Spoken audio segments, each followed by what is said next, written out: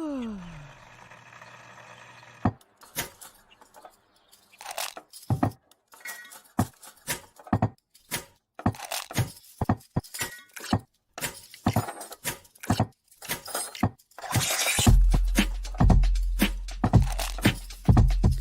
morning. Good morning. Java Delight will uplift you. Stay tuned. The show is about to begin.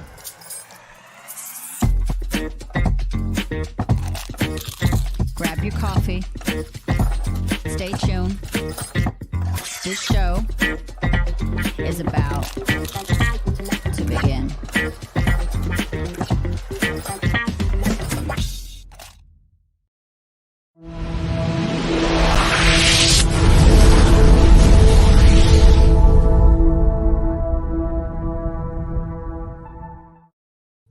Good morning, ladies and gentlemen, and thank you for tuning in to the next episode. I believe we are at 87 episodes of Java Delight so far. Wow. Right? It's been a wonderful ride. We get to start every single day with wonderful people like you guys, even on days like today. As weird as that sounds, Ilsa and I were in the backstage, and her and I always have fun just like talking. How was your day? What are you up to? Stuff. And we both had the same energy this morning. And I'm bringing this in, and she could change the topic if she wants, but like, No. it felt like, and she called me out like that. And I thought it was awesome that she did it in such a professional way. So I woke up and she came on and she goes, I have to be, yes, Mike, even you, buddy. But like, I woke up and I felt, the words are not there. Like, I was trying to explain it to Ilsa. I felt angered. I felt saddened. I felt something in me wasn't comfortable, and my skin just wanted to peel off, and I didn't know why. And then Ilsa comes on, and she goes, I'm going to use your accent. Sorry, Ilsa. Brandon, like, I want to tell you, I'm not having a good day. And she knows I'm not picking on her. I just try to sound like this. You know, there's a difference. Do I sound like that? No. That sounds so funny. No, you are great. But you literally came on, and I'm like, how's your day been? You're like, it's not good, Brandon. I feel angered. I feel tired. And I laughed because that was not her accent. He emphasized that. Nope. But like, do that again. Just do that again. That was freaking good. Right. Are we switching today? Like, you're going to do my accent, I'll do yours? I'll try my best. I don't know if that is American at all, or Alabama, or whatever. That was amazing. So Ilsa comes on, and she's telling me she's had a long day.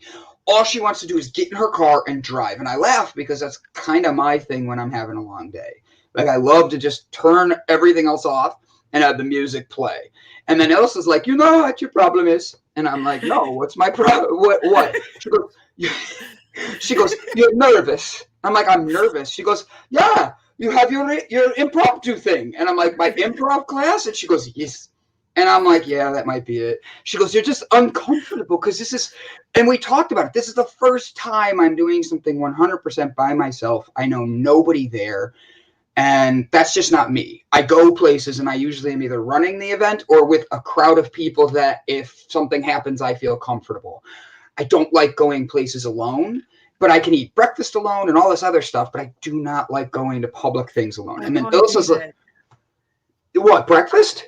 I can't sit in a coffee shop all by myself. I'd rather sit at home. I'll sit at the car wash by myself, but I usually sit on the grass and smoke grass. I'm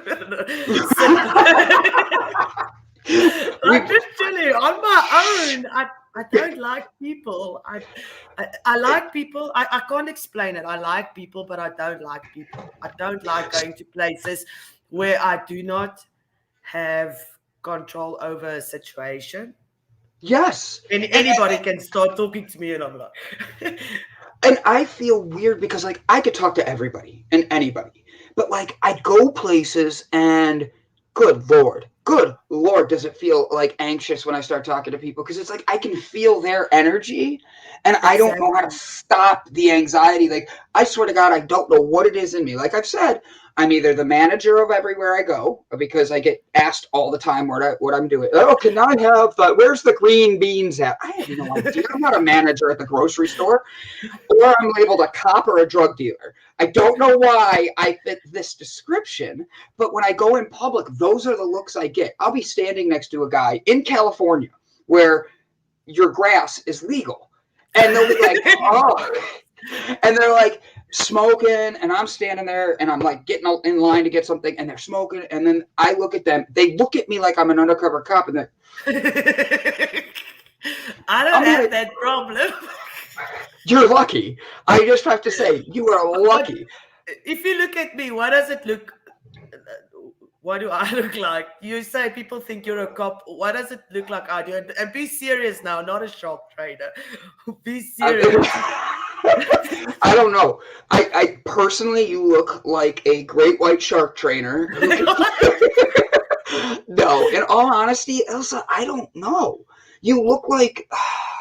I'm getting to know you, but if at first glance, I'd look at you and I would think, I don't know, my first thought is school teacher. You have that natural caring energy about you, right? And then I talk to you and I'm like, oh, she's a professional sailor. She can swear with the best of them. But like, you bring a very positive, comforting energy. And that's something that I connect with like teachers or preachers, pastors, stuff like that. But like, you come at it in a totally different way. And I if I was to pick a job that I would think you would be, it wouldn't be a shark trainer. I just don't see you doing that. I love to make that a joke. And it's not a professional giraffe petter, but I could see you in a band being the baby vibrator. Okay. Honestly, I've had 3 babies to practice on.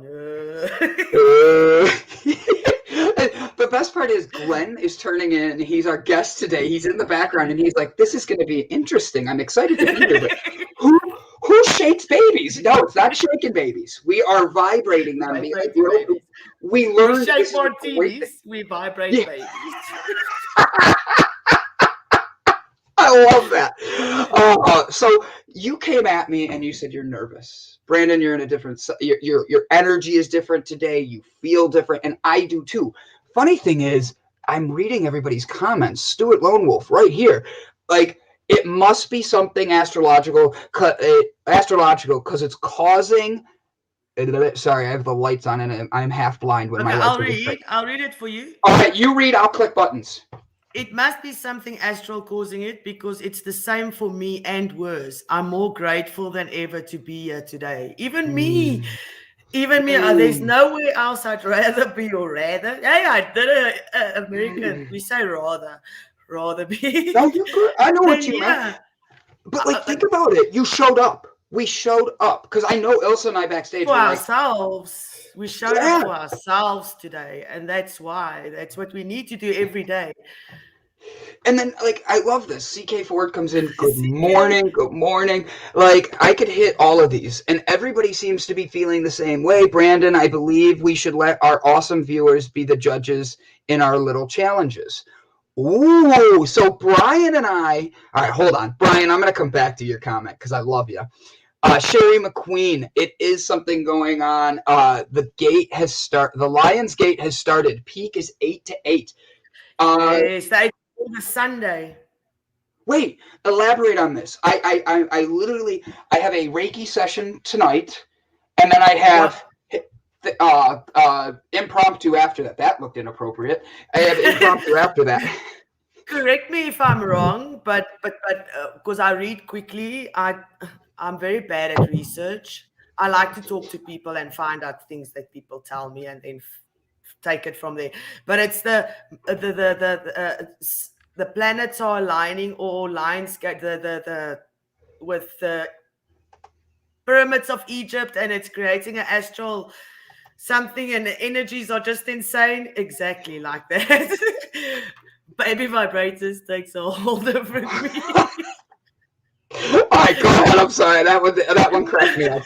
So, but like you're right. So it's just everybody I see everywhere over on TikTok and on Facebook and all the pages that I share and with astrology and stuff, that there's something huge going on, and it was full moon Last weekend. we're in between two full moons, so and We're the new in the moon's new moon. coming up, and it's just insane. It's insane, the energies. So next Friday is Friday the 13th, right? And there's going to be like a new moon starting right before that, which means all this new energy. And even if you're not an energy person, I'm just. I am. I know you are, but you're not all of our guests. Like, I want to make sure they feel comfortable. Sorry, you're good. guys. I love you for the beautiful teacher and shark trainer that you are. So, but like, I look at what is coming, and I want to see everybody be able to like know that, like, even if you don't believe in the astrological stuff, you know the moon is out there. You know that the moon goes through full, new, old, all of this, and being able to see that, do you notice your life has a timeline on that? Do you notice a pattern through the weeks of the full moons? Because if you do, how do you change that pattern in yourself? How do you find that way to build a new you? Because the truth is, I know that every day I wake up, I'm trying to journal, I'm trying to exercise, I'm trying to eat right. And then this morning I woke up and yesterday's guest told us not to hit snooze. And deep, deep, deep down inside, I woke up this morning wanting to hit the snooze button. And I didn't. You hit the snooze? I knew it. You're fired. But I only went to bed at about 1 o'clock this morning because I couldn't sleep. I couldn't fall asleep. This is what I love. They're answering our questions for us right now. You ready? 8/8/21 is the Lion's Gate and also the new moon peak at 8:50 p.m. Central Time. A.M. Central Time. It's a combination of the sun being in its home sign of, oh my God, Mike, like I didn't expect this from him. The home sign of Leo, the star Sirius rising in the skies, which becomes visible August 8th each year. And numerological meaning of the number 8. Collectively, the infinity side. Right. Collectively, these factors vibrate with an auspicious energy that makes August 8th a particular lucky day for manifesting success and turning your dreams into reality. August 8th brings sparking spiritual window of opportunity for all zodiac signs to set intentions, embrace abundance, and create a new beginning. Holy shit. I say that, and Glenn smiled in the back. That was great. I saw him like smirk. Glenn, you get one F-bomb and the rest are free when you come on, buddy. So that way you can choose it wisely. That is phenomenal. That is something that I'm reading these comments, and everybody here has made a comment about they're feeling this energy, they're feeling down. Today is what, the 6th or 5th? The 5th. The 5th. So that means Friday's the 6th, Saturday's the 7th, Sunday's the 8th. So on Sunday. Go ahead. We've got a public holiday on Monday as well. So what's your holiday? I have no idea. I just thought today I don't have to go to work on Monday. I have no idea. Wait, let me check my diary. My diary might have it in. Your diary's going to know why you have a holiday on Monday. It's true, it is a South African diary. Oh my gosh. Stuart, let's run with that. I love where you're at with this one. It's National Women's Day, huh? It's National Women's Day. So only you get off, everybody else has to go to work. Yes. No, everybody gets off. So the mom can cook for them and they can have a braai. So everybody is having a braai, which is like a grill, but just better. It's much better. I definitely heard you wrong, and I like yours way better. I'm like, they have a braai. What is a braai? And then you explained it. Now all I'm picturing is everybody just eating cheese, like a brie, like a cheese. And I'm like, meat. Steaks like this. Yeah. Boerenborst. 8/8/69. Guys, interesting fact right here. Glenn's in the background giving us amazing facts. On 8/8/1969, Nixon resigned officially. See the cycles? New cycles are coming. New cycles are coming. So how do we want to manifest? And I say that as a community, not as a Brandon, not as an Elsa, not as a Glenn. Glenn's already been a success. He's in the suit in the back. He looks handsome as hell. I'm excited to meet him. But like, how do we be able to break out and find that manifest that we want to create? Because I'll tell you right now, I want to change the world, and you guys know that. I want to bring a positivity and leadership that is not there. I'm tired of following leaders who think dictating is the way leadership is supposed to be. I'm tired of go ahead, Ilsa. I'm not even going to stop you. I preach all day. Okay, so here it goes. We all face our fears. You doing the improv tonight. Don't let your energies get you down. Don't let your energies get you down. I'm doing my first solo interview. I'm nervous because I'm just nervous. I don't know why, and we just face that fears, and if we show up for ourselves, it's gonna send a ripple effect to the people that we affect in our lives. If you believe, you have to live what you believe, and if we believe in ourselves and we do this, it's gonna make a difference already. 100%.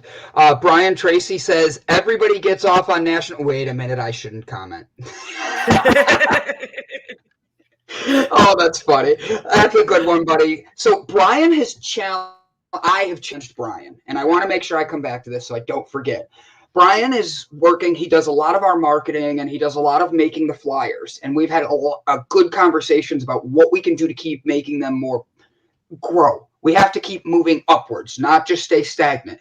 And he knows this. And Brian is working tirelessly hard to get better and better and better. And I love watching him work that hard.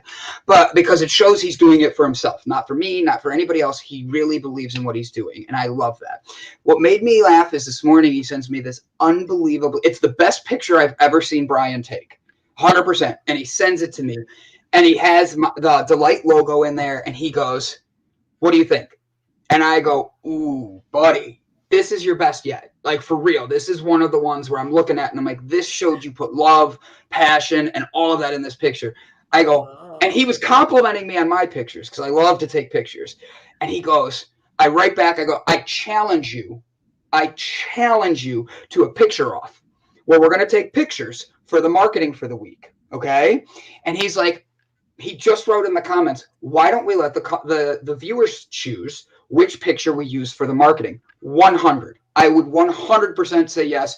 You guys will help us pick. Brian and I are going to put 2 pictures up. We're not going to tell you whose is whose, and people will vote. That way it is an open blind study of which pictures we're going to use for our marketing for the following week, helped by you guys. So please join us with that as Brian tries to beat me in photography.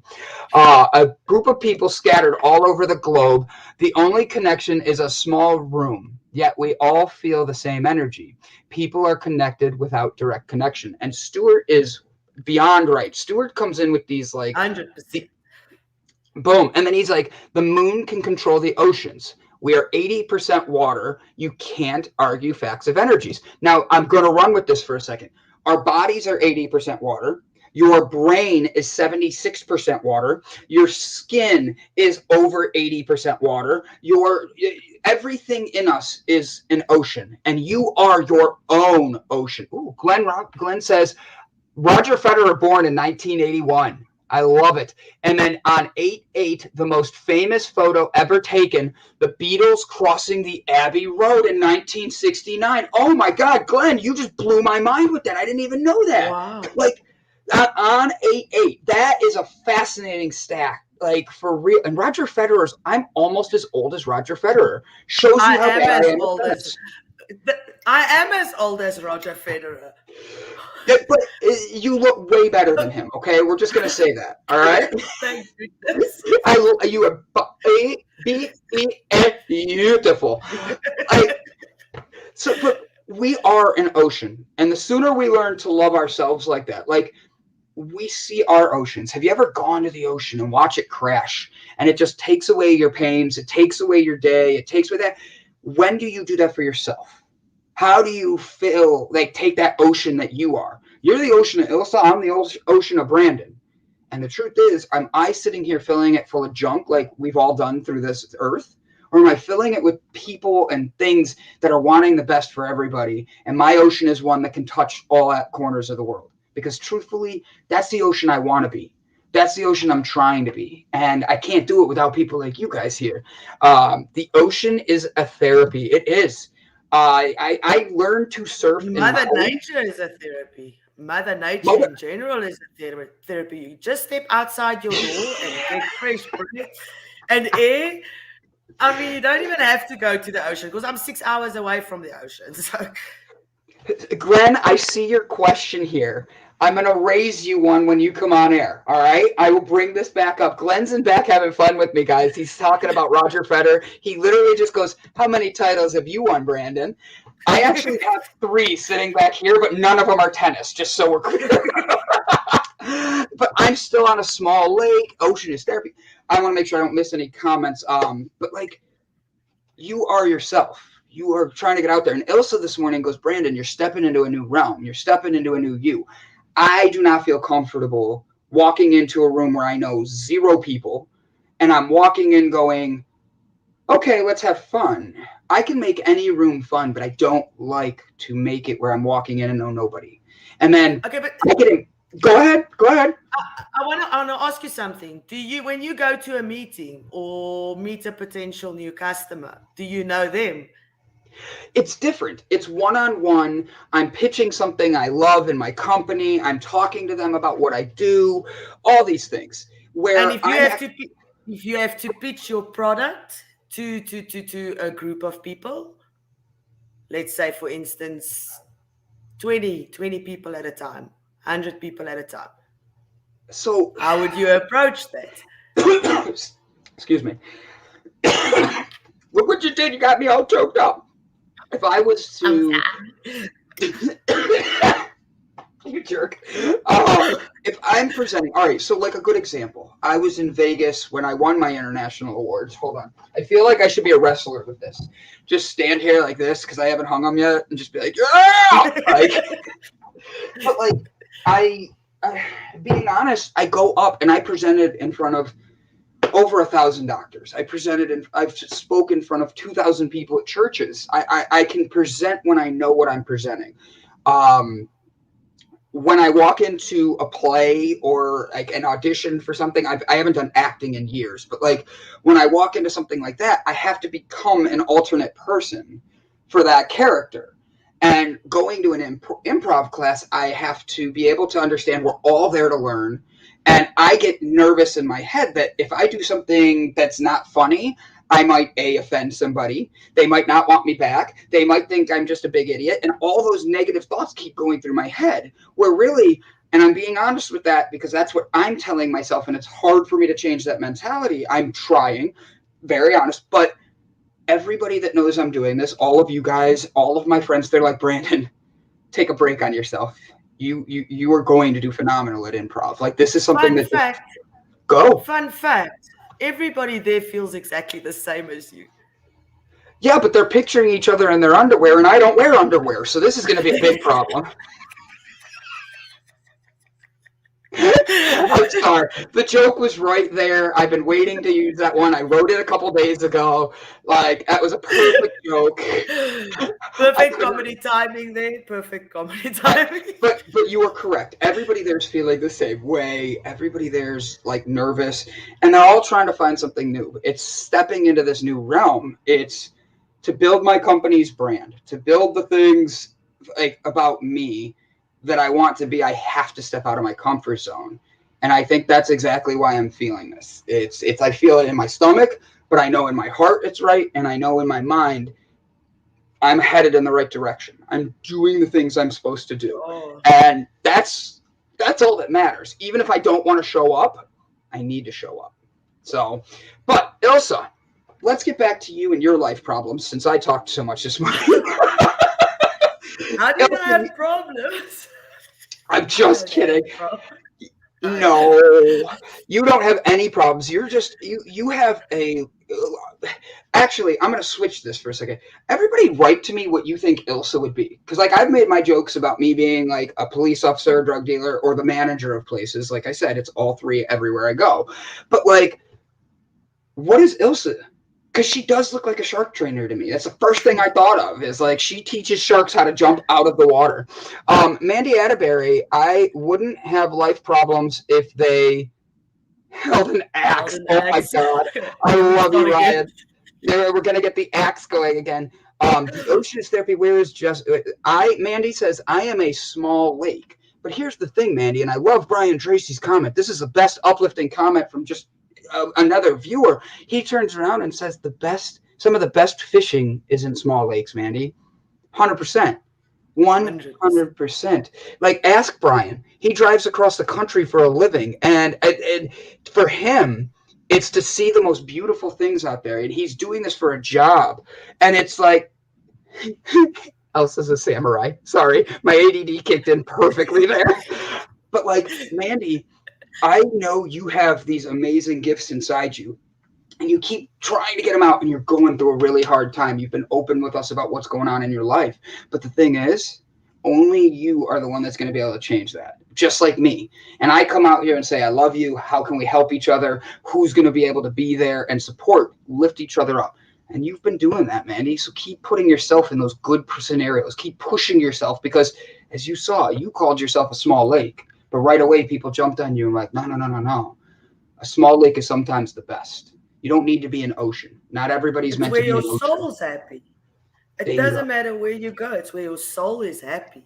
Correct. Correct. If that place resonates with you, it's then that's where you want to be. Pond. Big fish, small pond. Great point. Great point, Glenn. I think it's funny because that's been my motto with my company. I literally focus on how the fact I'm tiny in an industry that's just getting started. And it's one of these. He says my giant angle is overwhelming. I'm glad you're not commenting about my baldness, buddy. Like, I'm like looking at it here. I'm like, all right, move this here so I don't get as big of a reflection. All of that. I love you, Mr. Ryan.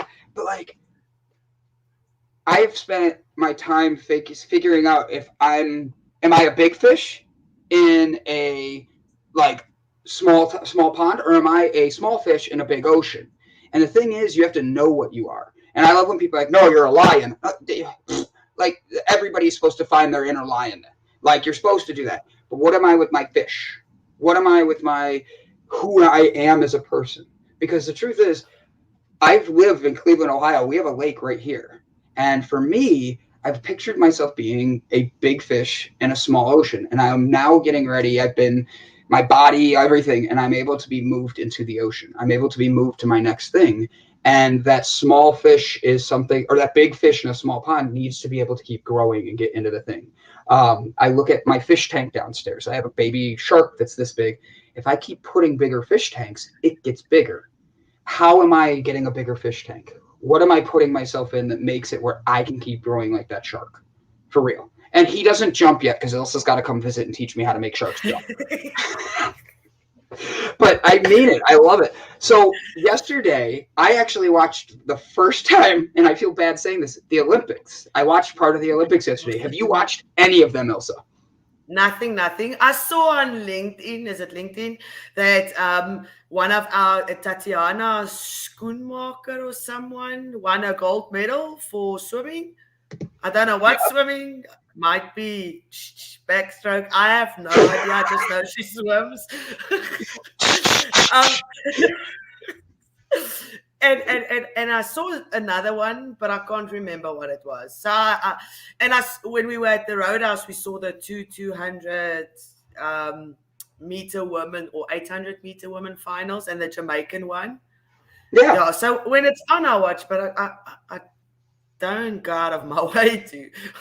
What is your favorite event in the Olympics? Like, everybody, tell me what your favorite event is, because personally, I really do enjoy the short runnings, like where it's like where Usain Bolt used to be. It's entertaining. I like those. They're fast. And I also like it because this year I'm watching the pole vaulting, and it's actually this evening, I believe, is the medals. There's a girl from a city the next town over that's competing in the Olympics. So even if I don't know her, I'm rooting for her because she's from where I'm from and all of that. Yeah. But like, they wouldn't invite me to the Olympics because I play chess. they wouldn't invite me to the Olympics for chess because I played full contact chess. Oh, actually, I want to have a conversation on this. Women's beach volleyball. Has anybody heard what's been going on with this? It's fascinating to me. So I don't remember the team that showed up, but they wanted to wear shorts, not the bikini bottoms.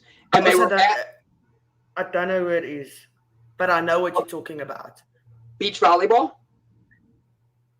In the Olympics? Yeah, beach volleyball. I said I know what you're talking about. I know. I couldn't resist. I'm sorry, but like it's one of these things where they're literally Norway. Thank you, Stuart. I knew you were my man. Like my thing is, I look at this and they're telling everybody these women showed up and they wanted to wear shorts. They didn't want to wear the bathing suit thing, the bikini bottom, and they're being told they're going to be fined. They're not going to be allowed to participate, all because they want to wear something different, and it's not part. That was beach handball. Oh, it was handball. Thank you. Glenn's in the back, and he's just running this for me. I should have just given him like access to click the comments. He's doing better than I do. But he's right. It was beach handball, and they weren't allowed to wear shorts. And they told them you have to wear your bikini bottoms and da-da-da-da. But then I sat there, and this is me being just a guy on the outside perspective, but like the guys are wearing shorts. The girls can't. And there's only men on the board picking what the outfits are to wear.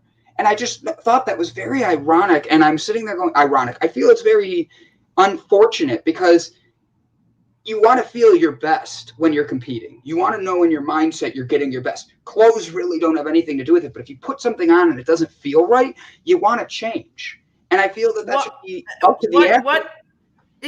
If they don't want to because they don't want to, why do you want to force somebody to wear something that they don't want to wear? What's that got to do with the ability to be in the Olympics? It doesn't, and that's the problem. Is they're saying it's part of the dress code. It's what they're supposed to do. Change your dress code. I mean, if you can change your mind, you can change your dress code.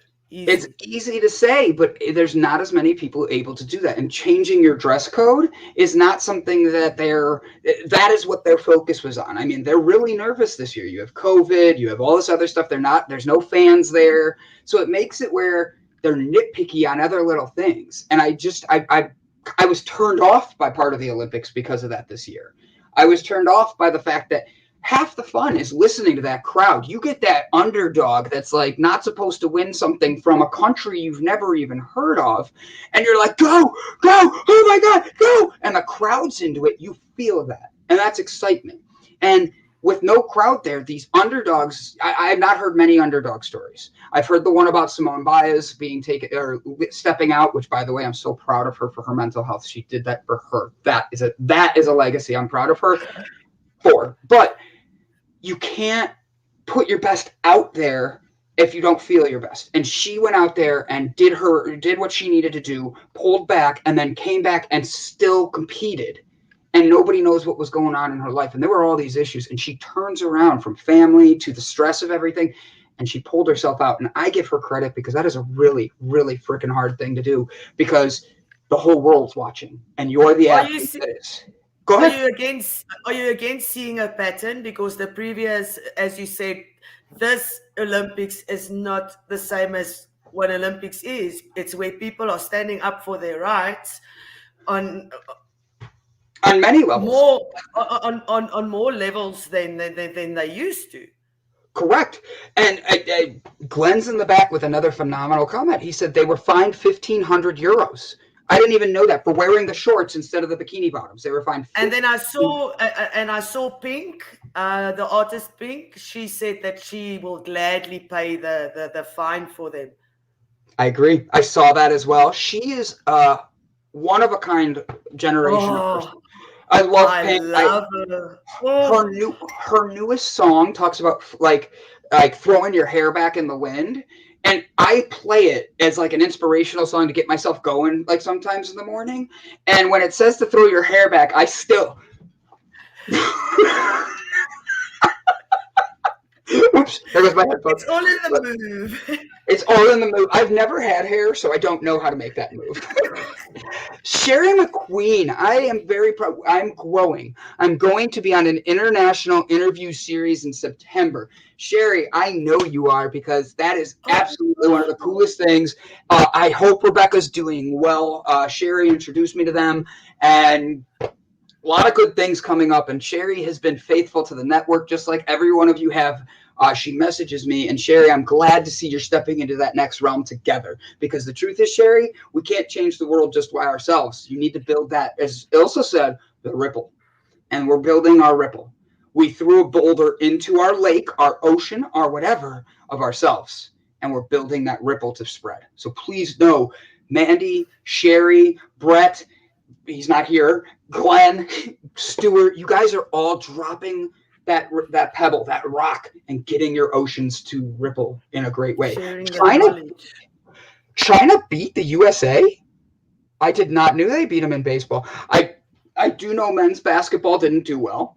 I do know that I saw the comment come in. I do know that the United States is winning the medal count, but it's not fair when you have. It's like going and playing poker at the casino. When you go to the casino and you're playing with people and someone's betting $1,000 a hand, $1,000 and turning, you can't keep up with that if you don't have that type of money. And I don't have that type of money. But you can't go to the Olympics and be like, we're winning the medal count and have 5 times the amount of athletes as most of the other countries. I just feel that's not the same because I totally agree. I've got a problem. I really want to ask somebody who gave America the right to tell me where I can go or can't go. Do you know that you can come to South Africa without a visa for up to 6 months? You can get onto an airplane tomorrow night if you want. You can fly to South Africa. You can come here, have a holiday for 6 months, and not go back, and go back. I have to apply for a visa. I mean, how many countries must apply for visas and can't? I don't know. I do know the U.S. announced yesterday night or this morning something. I saw it this morning that if you're coming from overseas, you need the vaccine now to come into the United States. I read that and I was like, wow. I feel, and this is why I make my. I feel it's unfair. What about your country? What is South Africa doing about the vibrations, about the vaccine? The people are going for their first jab, second jab. I have not registered. They do them in age groups. And sometimes I hear they can't do as many as they want because they're out of stock. I don't really follow the news. So I hear what the gossip in the office, because there's a lot of opinions in the office. There's a lot of people that went for their vaccines.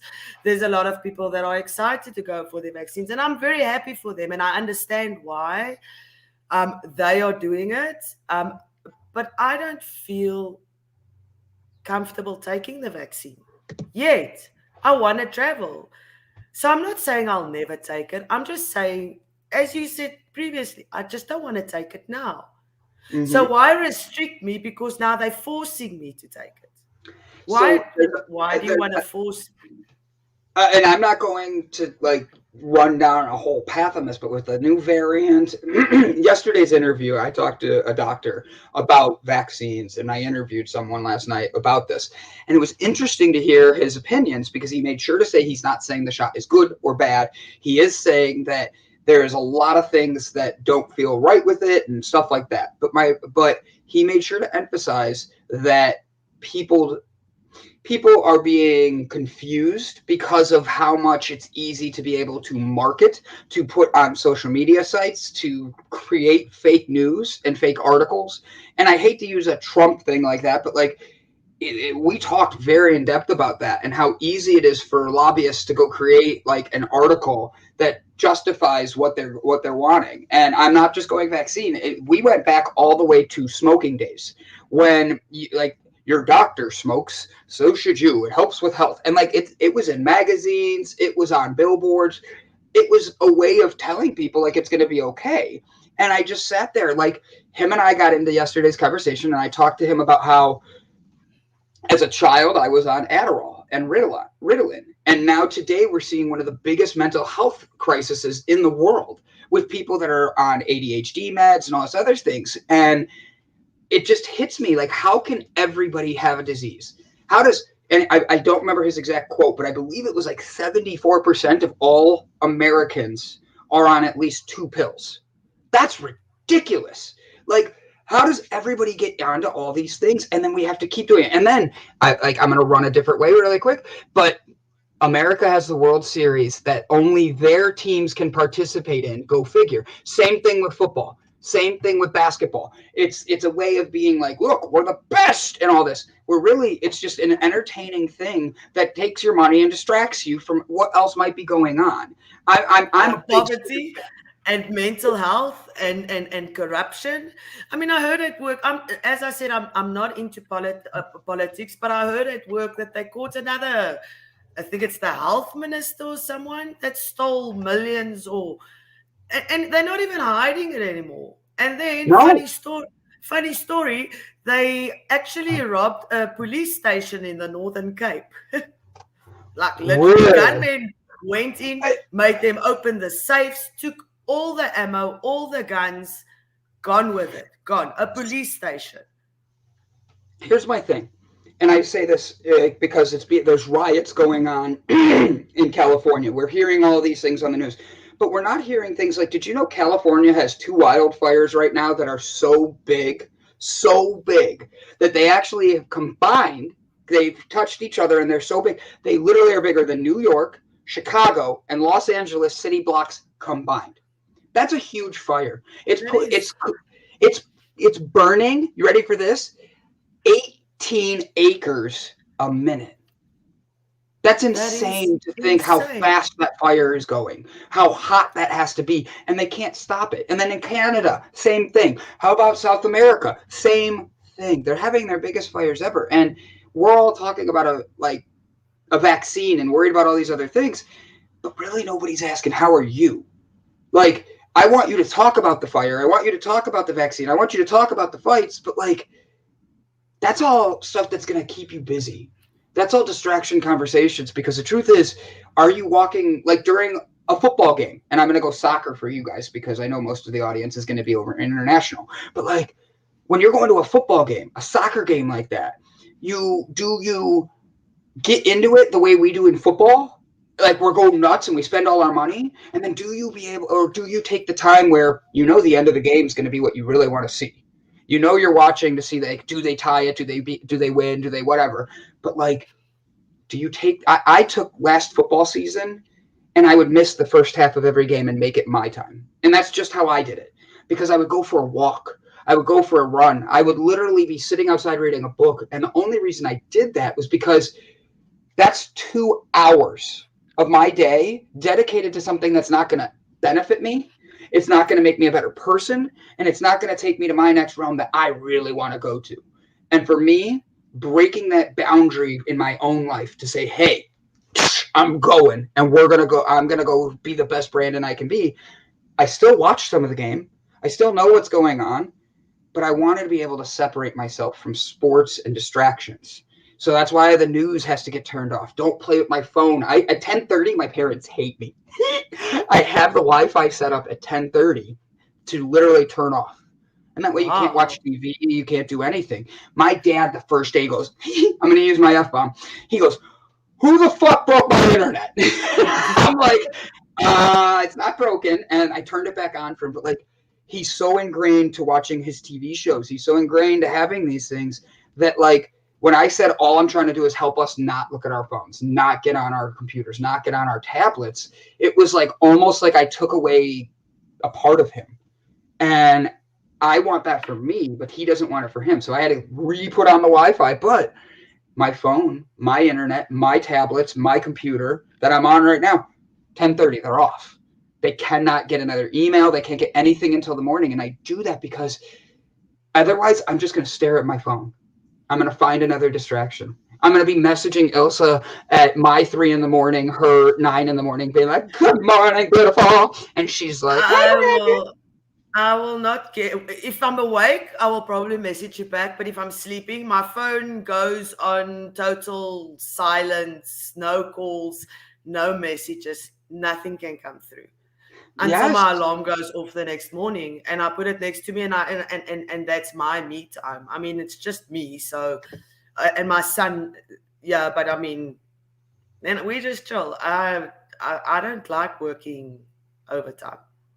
I don't either. I understand. Especially not to do something that I don't like. Well, I think it goes back to Sherry McQueen's comment right here. Are you walking in your purpose? Think of the Olympic athletes. How many Olympic athletes like told themselves, I'm going to the Olympics, and for 4 years, which is not true, it's usually their whole life, they dedicate everything of themselves into getting ready to go win a medal, a gold medal. They specify what they want, and then they get there and they get the silver. They still walked in their purpose. They didn't get the gold, but they still walked in their purpose. Does that mean they're a failure? Does that mean No, it means what happened for them is for their highest good. Because when you manifest, that's how I feel when you manifest, or when you ask for something in your life and you work towards something in your life, if it's good for your higher self, it will happen. So maybe he's got a different journey. Maybe they're a little bit more arrogant and they need to learn their lessons. Everything in life happens for a reason. Everything happens for a reason. So it's their responsibility to see how they feel after they win or lose, what it triggers. right? Because nothing in life should matter that much that you're so unhappy when it doesn't happen. If you understand what I mean, you have to be grateful with nothing. Right. If all the losers in the world came in first place, we'd all be winners, right? Like, it's true. Jerry Seinfeld. Thank you, Glenn. I think. All right, so Elsa, I'm going to flip this for a second because we're talking about the Olympics. 4 years, this and that. We've talked about business. We've talked about what else is going on. We've talked about vibrating babies all week. With that, what would make today a success for you? We talked at the beginning about how the anxiety was setting in. We were feeling the day. We're all talking about the energy. So what the hell is going to make today a success for you? And I don't mean just Elsa. I mean you, Brandon. Today's already a success because we showed up and we already stepped into our authentic self by expressing how you feel, expressing your emotions, and letting people out there know that they're not alone. There's a lot of people that don't have good influences in their life, that only have people that break them down and don't have positive influence and don't get to talk to people and are alone the whole day. So yes. I mean, if that one person, if you change that one person's life, that's why I said today was already a success, because we tracked down our fears. We actually saw what triggered us. You know that tonight you're gonna have an amazing night tonight, and so am I, and so is everybody, because it's just raising the vibrations and raising the energy. It's difficult, but you need to get yourself out. We needed to get ourselves out of it, and once you realize that you're not alone in this. Once you realize that there's a lot of people with a lot of baggage and a lot of hurt and a lot of shame and anger and all that, then you'll realize that you're not worthless. It's not you, because it all comes back to how I feel. Why? Because other people put limitations on you. Mm-hmm. And you feel like you're not living up to them. Yeah. Exactly. So it's difficult. It's difficult sometimes to get out of bed and be positive. And I mean, that's why I said to you when we started talking, I said, are you feeling the same as me? Because sometimes I try and convince myself that I'm the only one feeling like that. It's like, you're crazy. You're going insane. I literally opened with that knowing it makes me vulnerable. Knowing that I made us vulnerable, and I apologize if I made you feel any way like vulnerable like that. It was a way of connecting with our guests today, our audience. And when everybody starts writing their comments, I learned stuff today. I didn't know about 8-8. I really had no idea what that meant and why this is such a thing. What am I going to be doing Sunday? I'll tell you right now, there's no rain scheduled. It's just going to be a hot day. I'm probably going to be laying outside, taking a day for me, reading a book, hanging in a hammock, and laying on the ground. Speaking of laying on the ground, yesterday I went outside to go just like reset myself because I had a long phone call, and I lay down and I'm in the grass and I'm like that on the ground, and I have no idea who's around me or what. Next thing I know, my mom pulls in and I hear her go, "You okay?" And I'm like, "Yeah," and she's like, "Okay, you just look really weird." I'm like, "Love you, Mom." I'm like, "Do you want to come lay next to me in the grass?" And she's like, "No." But I love that, thanks. right? I love laying, like just that 5 minutes laying on the ground, taking a breath can really separate you from a good day and a bad day. And for me, I needed that yesterday, and it put me back in a good mindset. And then I had 7 more calls last night for my company, and I'm sitting here not wanting to be on every single call because 45 minutes. I talk a lot. So for me, it's I like, have that same problem. I love it. But like, I wanted to be able to take a moment to not just write emails and catch up on things and do all these other things, but it's like 5 minutes for myself felt like I was like hurting myself at first. And then all of a sudden it just faded away and was like, nope, keep going, change the vibration in your mind. And that was hard.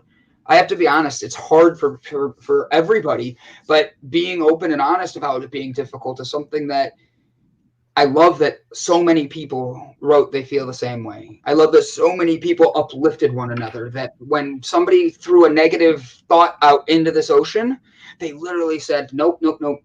You are great. You are great who you are. And that's why that's why we keep showing up morning after morning. That's why we keep doing this, because how do you build everybody else up if you don't build yourself up? And then I turned around and I saw those comments and I saw each other leading each other into a better way. And I'm like, that's why we do this. No, Mandy, I didn't see a comment. I'm sorry. Oh, you went to a favorite cafe this morning and met a young lad. I love when she uses her English. I met a young lad who has autism and epilepsy. I told him I have epilepsy too. And his grand said, I am the first person he has ever met who also has it. And I have to be honest, I love that. Epilepsy is something that it's needed to be talked about in a way that a lot of people don't understand, that how serious it actually affects a person's brain, how a seizure can actually change things. So I love that Mandy's connecting, and instead of looking at her epilepsy as like, hey, oh, I'm so different than everybody, she saw somebody that had the same thing and was like, yeah, guys, what's up? This is my world now. I'm the epilepsy queen. I love it. Do it, Mandy. Be you, girl. Do it. Exactly. I love laying in my brother-in-law's grass, so soft and fluffy.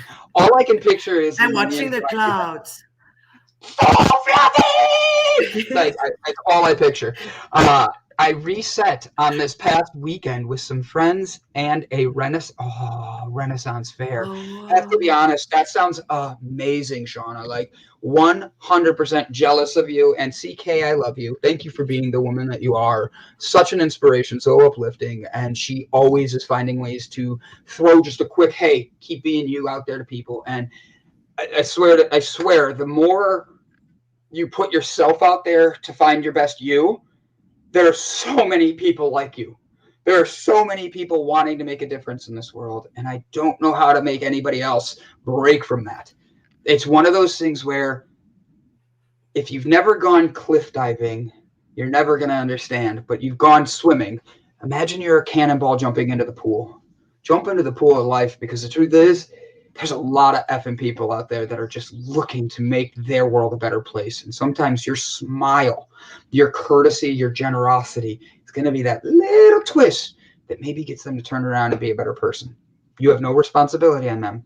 Just help them. See, this is why I love CK. Like, I love Brandon and Elsa. I love it. And then... I love CK. Everybody. Yeah, look at this. We got JB on here today. JB, it's good to see you, my man. Everybody say hello.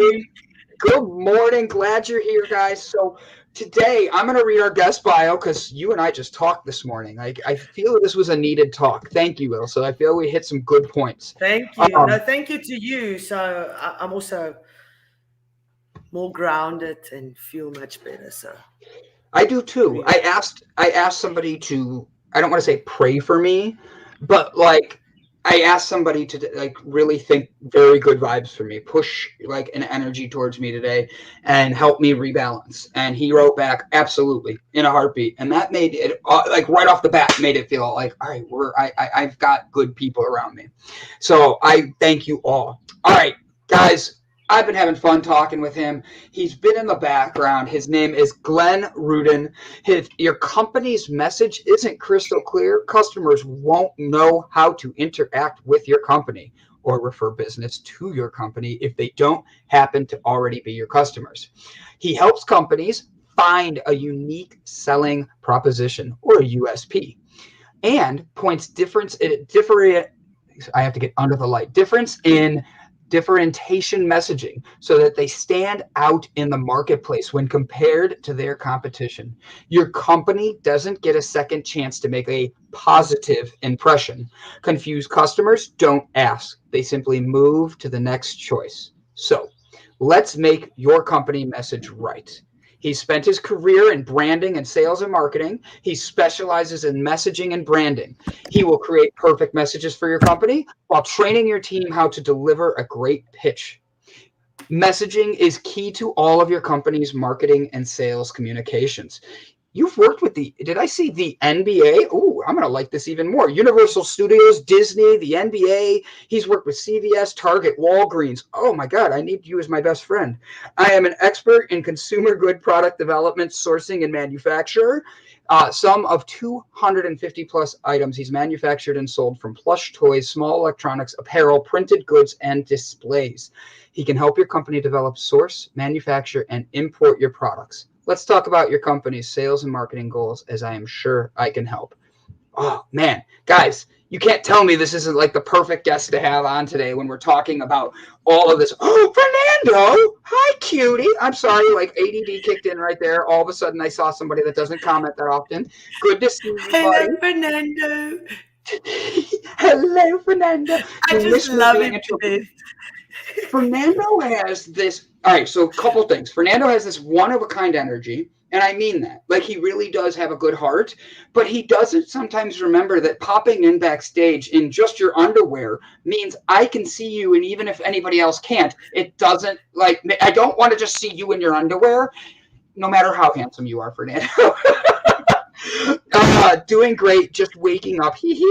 I love it. Fernando, thank you for joining us this morning. You are a one-of-a-kind human being, and it's an honor to have you joining us, just like everybody else. So, Ilsa, do you have anything else, or can I start getting ready to bring our Glenn in? Go for it. Go for it. Ladies and gentlemen, it is truly an honor to introduce to you guys Mr. Glenn Rudin. Hi, my name is Brandon, and over the past year, the Delight Cafe team and I traveled across the U.S. researching this rapidly growing industry of CBD products. What we have found throughout the industry were products that were inconsistent in dosage and used ingredients that weren't even lab tested. Products with chalky textures, bitter aftertaste, and worst of all, confusion among the CBD consumers. That's why we created Delight Cafe. A 15 milligram, lab-tested, all-natural, water-soluble hemp CBD powder pack. It's odorless, colorless, and tasteless. Add it to your favorite drink of choice, wherever, whenever, on the go. Quickly find your calm, your balance, and your delight when you need it most.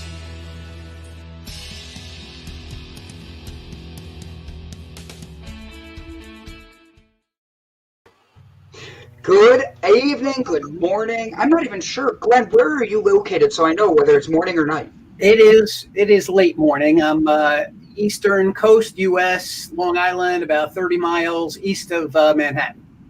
Very cool. Very cool. Are you a New York City resident? Like, do you live in New York City? No. This is Long Island, and with the traffic here, we're about 4 time zones from New York. So I can understand. So, Glenn, I am honored you're here. You have had a great conversation. You knew about this 8-8 stuff, and you've been playing in the background with us. Can I ask a quick question? Are any of you guys good with YouTube? You'll have to talk to the mods, hon. But Glenn, you've been doing a lot of things. How do you get involved with the marketing from the NBA to fluffy toys and brands? And how do I get you to want to be a partner of mine with my CBD company? Wow, I love that. Really interesting spot there too. I like your approach. I've been involved in the sales marketing genre since too long ago to name a date on the air here with you. But from the very earliest portions of my career, worked for cosmetic companies, accessory companies, and really began to understand early on, and actually even as a kid, was really enamored with the way products were put together. How did the labels get on them? Who did the jars? Who did all that copy? How did it all get together? And then I was really fortunate to work at a company like Revlon that everybody knows does women's cosmetics. But when you get into the nitty gritty of what those are and everything that goes into the simplest looking lipstick or nail polish or moisturizer, there's an incredible team behind all of that creates this product that has to sell itself sitting on a shelf someplace. And I've always been fascinated by that. And it's only recently that I realized that those same principles really apply to all of us as people as well. So to answer your question, goes way back to the earliest parts of my childhood and then really the earliest parts of my career working for big cosmetic companies. So what was your first, and Ilsa, you get the next question because I took two. What was your first business you ever did? I ask because my niece was on Monday, and she is 9, and she just did her first ever lemonade stand, but she did it with a twist. She made scrunchies, she made bracelets, wow, and she didn't keep $1 of the profits. She literally was donating them to a pet shelter in her town in Austin.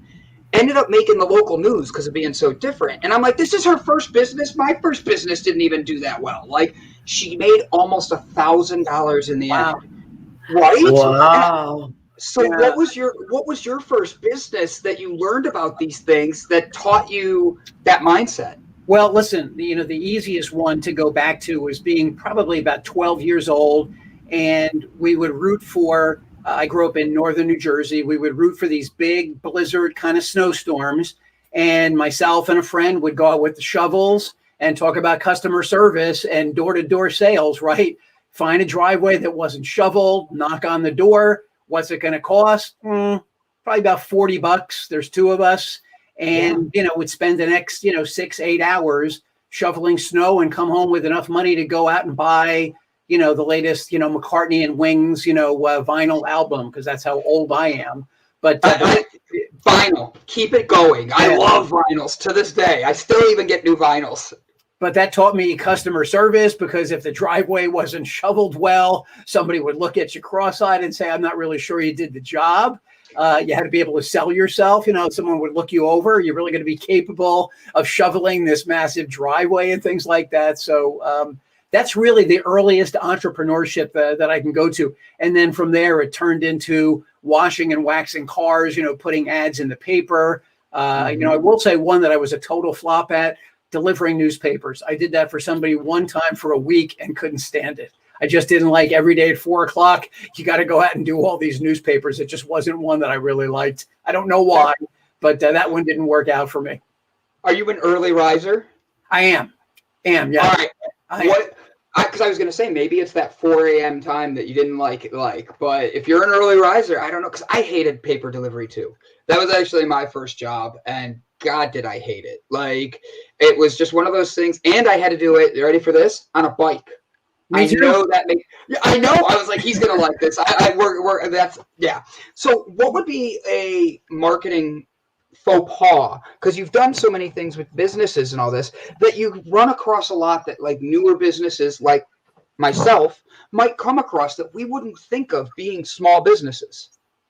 A marketing faux pas. Well, assuming that your customers really understand what it is you're doing. And, your product is a perfect example of that. There are a lot of questions out there about the CBD and the hemp business.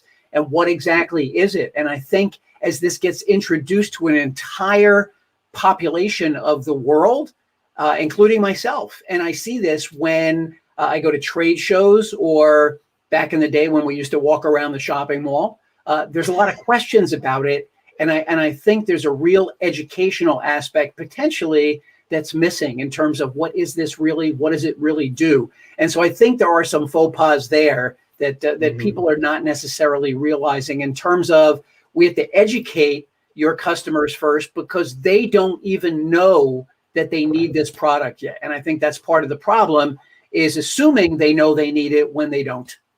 Correct. That's a great point, and I'm not going to stick on mine. I should because that's who I am. But this is about others and building their self up. But like with business, I have to be honest. I'm one of the first CBD companies, and I had to learn how to do. There's my camera. The codes. Now I learned so many little things about that people wouldn't know. So like the United States, to get the proper barcode, you have to register at the USB 1 codes, which is a nonprofit owned by Walmart and Home Depot. And that's the only way you can sell on them. And I'm sitting there going, wow, like people don't realize these little things that we have to do in business that are actually very big things in the long run and make a big difference. Would you say that companies, is there a way people can learn these things without having to make the mistakes I did of buying the wrong barcodes and finding out that you need to go to get other things and stuff like that? How do we learn that without just failure? Well, listen, you know, I'm not here selling myself as a consultant in this area, but, you know, I often say to entrepreneurs who don't really know the space that the mistakes you can make will cost you so much more than hiring the right person to really get you moving and started in the right direction.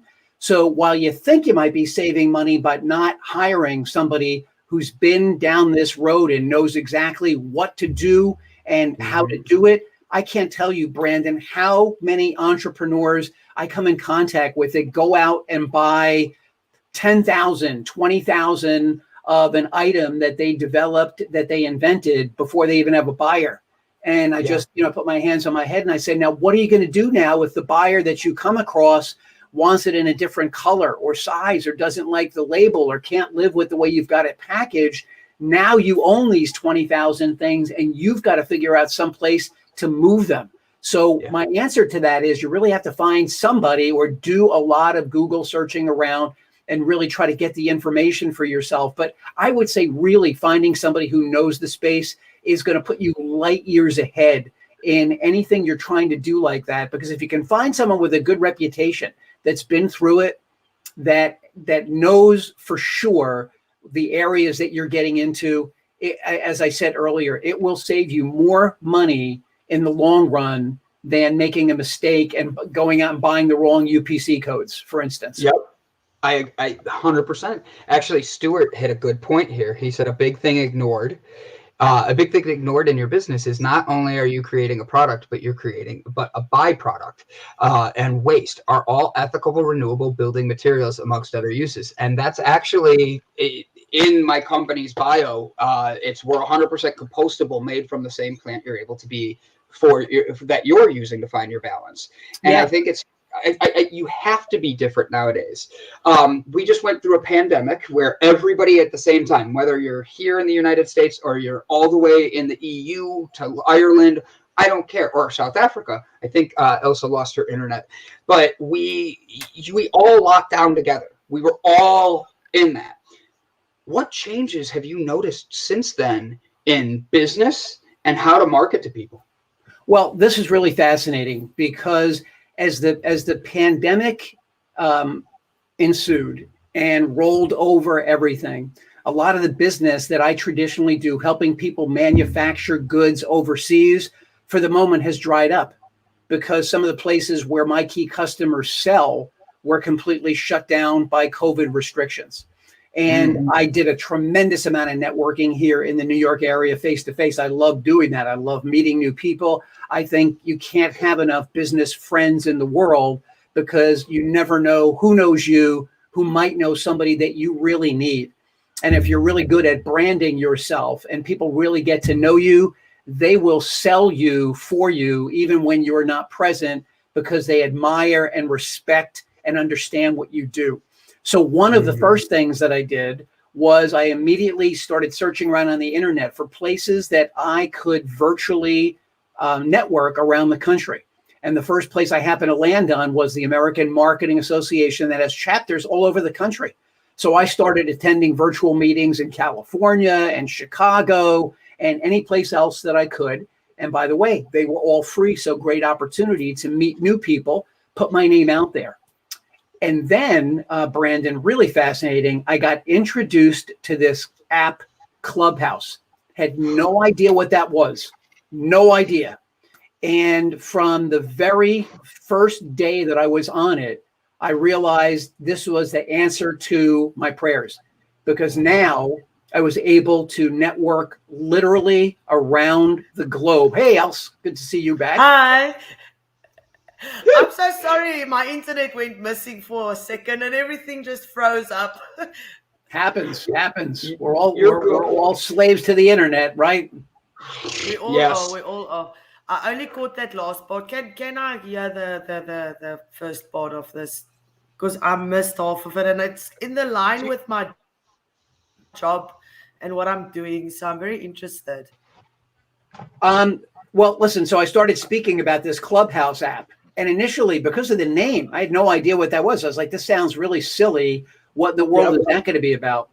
But I quickly found out that, listen, I speak professionally. I do seminars around the country on campuses and for chambers of commerce and for business groups. And if you have a speaking voice and you've got the confidence to get up and speak in front of people, this app all of a sudden literally introduced me to people from every continent around the globe. And it was absolutely fascinating, not only to hear their voices, but for them to hear mine and for them to respond. So in terms of how have I pivoted during this pandemic, as a result of being on Clubhouse and the work that I do, people gave me this handle, the Message Master.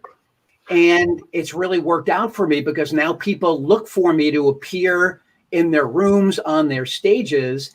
And it's enabled me to create a completely new dynamic for myself and for my consulting as somebody who really helps companies and their people find messaging, deliver messaging, and really understand how important that is in any walk of life, whether it's business or social.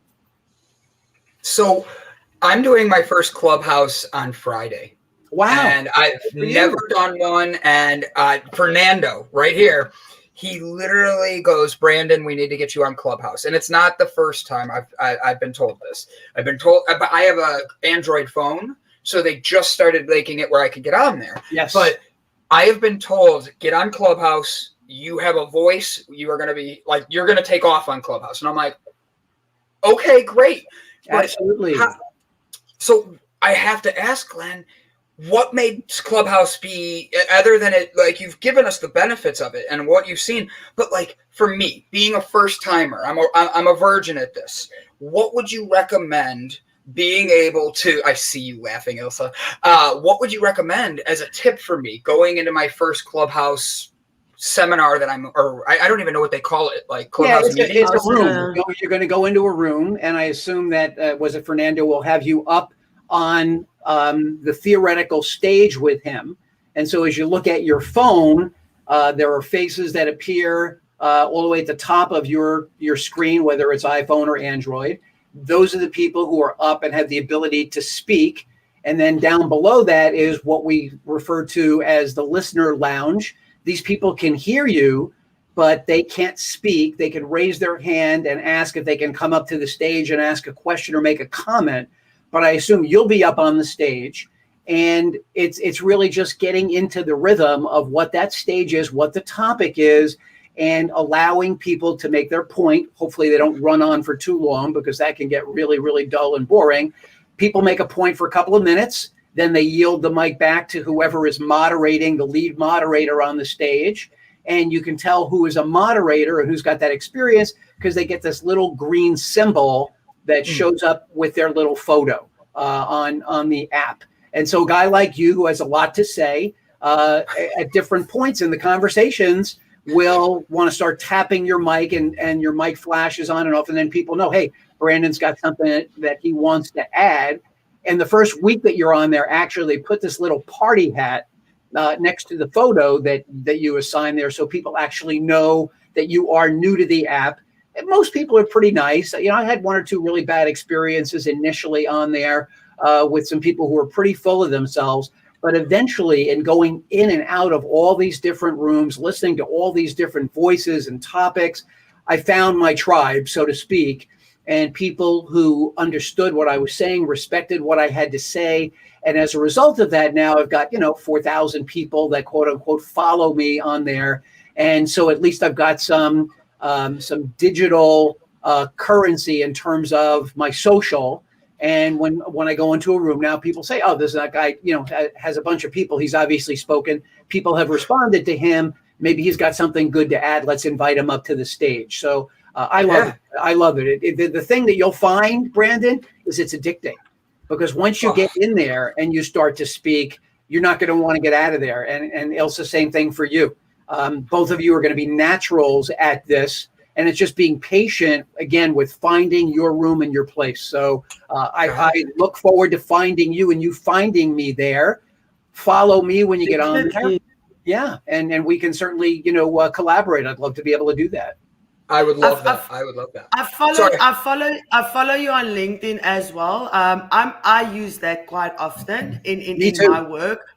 About 4 years ago, I just started a profile and I've built up so many contacts because I don't know if I'm still in the process. I actually don't know where I am right now, but I want to move to America. So I started networking on that side with steel companies because I sell steel in the South African market. So it's a very difficult market with the price increases and the volatility and just everything with the COVID and things got shut down. And I'm trying to teach, or not to teach, but to depart from my knowledge to my co-workers before I leave on how to network without getting out there and being able to see customers physically. Because I think a lot of salespeople struggle because they can't go and see customers anymore and have that one-on-one with them. What advice can you give for a company like that for their sales team on the networking side? Sure. Well, listen, the first thing that I speak about, Elsa, and it's a great question, and you're on the right platform for sure. The first thing that anybody needs to do is to be active on LinkedIn. You need to be posting on there. You need to be following other people's content and actually making comments on it. You need to be coming up with some of your own original content that shows people that you are a thought leader, that you understand the space that you work on. But in terms of actually marketing your company, marketing your space, same thing. When you can add value on LinkedIn, not from selling, but from actually bringing value in terms of, I'm sure, Elsie, you've got some great success stories for big jobs that you've landed. And if you just go online and you talk about how those experiences have made you better at what you're doing, sharper at what you're doing, and how those skills have enabled you to go from the first success doing it to the next one and the next one. So what you're doing is you're showing people you really know how to operate in the sales space of big industrial transactions. And so you may find yourself with opportunities that are selling other big commodities, not just steel. And so that may really open up the job market for you in a much broader sense than just really specifically in that steel space. Because if you can sell that, there's a lot of things I'm sure that you would be really good at selling, and you'd have a really great understanding of the process behind selling them, right? 100%. One thing that I picked up is I've always wanted to be in sales. So what happened is in the beginning, it was difficult for me to go to customers and get over that fear, like cold calling and just picking up a phone and talking to somebody. But what I've changed my perspective on when I became a senior sales for the company where I work now was not to sell the company, but to sell myself. So my customers, I have a very good relationship with my customers. If I walk out of one steel company, my customers will follow me because I sell experience and treat them with respect and all that. What advice can you give other people when they struggle to speak to customers, like Well, some tips look, on that? yeah, it's a great question also, Elsa. Thank you. The first thing is you don't ever want to be selling. That's the last thing in the world you want to be doing. You want to be providing information and value about the product, about the category that you work in, to show people that you really understand what it is they're endeavoring to need and how you can add value to their company. The last thing in the world anybody wants to do on LinkedIn or any place else the first time they meet somebody is to be in a buying and selling situation. You hear this over and over and over again, and it's worth repeating. People buy from people they know, they like, and they trust. So before you ever start selling, you've got to be known, you got to be liked, you've got to be trusted. And once you cross those three hurdles, it'll become apparent as you build a relationship with somebody over the long haul that, listen, I want to have you in my business network. Of course, that's really important to me. But ultimately, someone knows eventually there could be a sale in the offing or the opportunity to do that. And they'll know that. And you'll know that too when the time is right. But nobody really wants to be sold to. It'll just come up in the process of, hey, by the way, else, what do you do for a living? Oh, listen, I happen to work in one of the oldest, most important building commodities there is, steel. And, you know, I'm sure you can get that from a million different people. But do you have questions about grades of steel? Do you have questions about, you know, different companies, about the history, about where it comes from or what it is, as opposed to how many tons can I sell you right now? So it's really being a thought leader on all those areas that really put you in a different place with people. And when you don't sell them, they will appreciate that because you will stand out versus the people that do. So Stuart Longwolf has a question here. He says, what is the biggest pitfall marketing business that doesn't have a physical product? Yeah, well, you need to actually create the vision of what that physical product is and what the outcome of being in touch with that service provider is. You need to be able to paint a picture of, and you know, in my case, again, helping people with messaging, helping companies and their employees develop pitches about their companies, understanding how that strategy will work at trade shows, at sales meetings, at conferences, at one-on-one sales calls. And so what I need to be able to do is create how that outcome looks when your salespeople, your outward-facing salespeople, feel more confident in the company and what they're doing as a result of working with me and the service that I provide to you and your company. So you have to be able to create a picture of how do your people sell right now? Do they understand your company's message? Do they understand what your marketing is really all about? Because if the people who sell for you, or you're one of those people that sells for a company, you really have to go back to the company and say, listen, you're not really giving us enough information on how to be able to sell what we do in the absence of here's the product list and here's what we want them to do. So selling a service is really much more difficult because it's really providing that picture and what that picture looks like to somebody on the other side of you providing that service. I hope that answers the question. So I want to jump into the LinkedIn thing for 1 second. My title on LinkedIn is CEO because of my companies and that. I cannot tell you how many messages I get that are just sales things. Like it's literally, hey, we checked out your website and you have X, Y, and Z we would fix. I get at least 3 of those a day. And it's like, as a CEO, you have to make the decision on who you're going to like respond to, who you're not, and stuff like that at times. And how do I want to phrase this question the right way? How do I stop the annoying things of being sales pitches to me so I can actually connect with the better people? Because I really do see a lot of people, they feed off of the posts that I do. I've done, I wrote the ABCs of CBD, which literally connects to government articles. Thank you. Government articles for every letter, from health and wellness to agriculture and the benefits of CBD that were written by government studies in the United States. And the medical journals.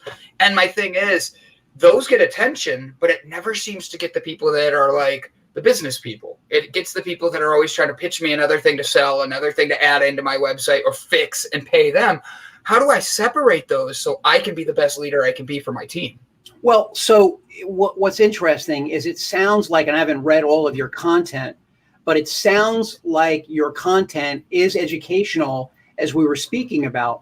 But I think what you really want to do is start gearing some of the writing that you do, Brandon, to what is the benefit for the B2C. What is not the B2C? Well, you could do that too, but the B2B. Yeah.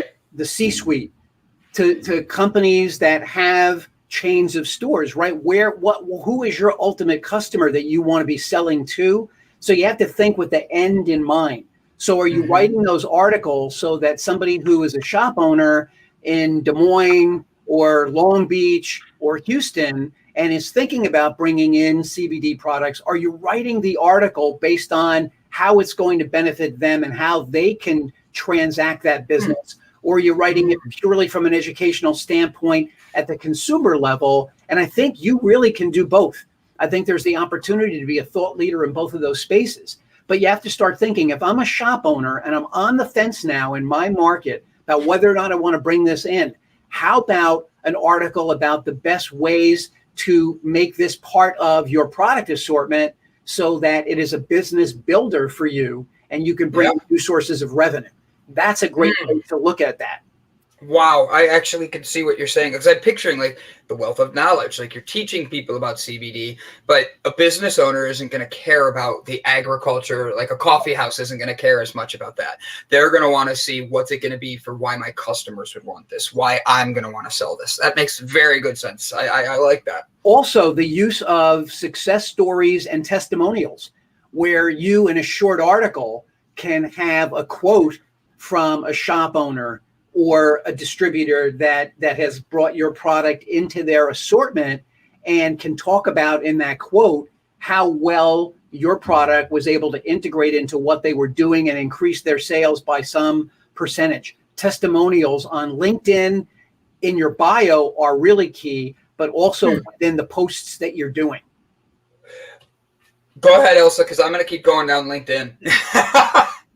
No, but speaking about that, I think with is it LinkedIn or LinkedIn? How do you pronounce it? LinkedIn. LinkedIn. The people that you follow and the connections that you make is very important. I used to also get a lot of because I'm in the steel industry, a lot of Chinese companies wanting to import stock through us.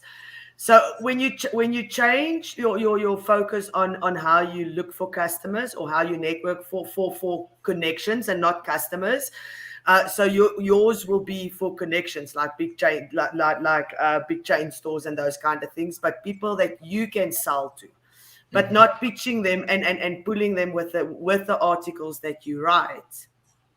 Yeah, well, because listen, you find like-minded people. Right, absolutely, and look again.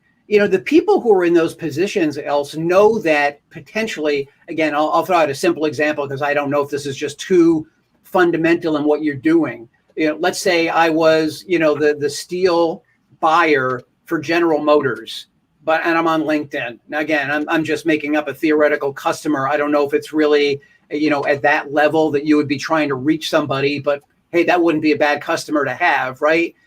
That person, right. That person, I see your eyes bugging out. That person knows that this is what they do for a living. And if they take the time to look at your profile and they see that you are in sales in this commodity that you hope they'll buy from you. So it becomes really, really important to not make that such a shallow